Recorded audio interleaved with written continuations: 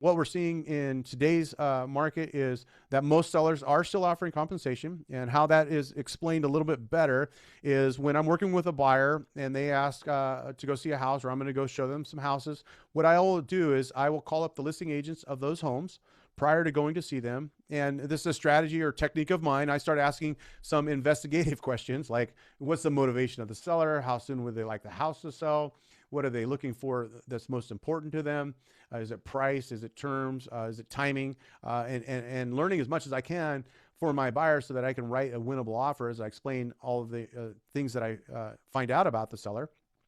And then last question I asked the agent, is the seller offering a buyer agent compensation piece? And if they are, what is that amount? And this is where it's kind of completely changed. You know, we didn't usually ask that before because it was published right in the MLS what the seller was offering. And that new law removed that from the MLS. So we don't even know if the seller is offering or not offering a compensation. We have to verbally ask for that.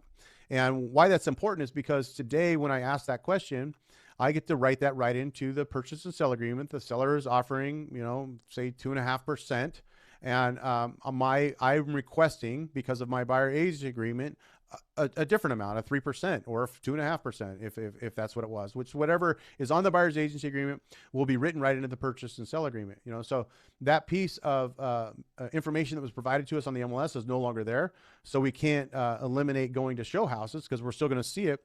But however, what my buyer could do if the seller said, no, we're not offering compensation, and that would put the compensation responsibility back to the buyer, they could choose not to go see that house, which is why we know that most sellers, my sellers included, are still offering a compensation or asking to see it in the purchase and sell agreement so they can tally it all up to find out what their net is going to be in the offer, right?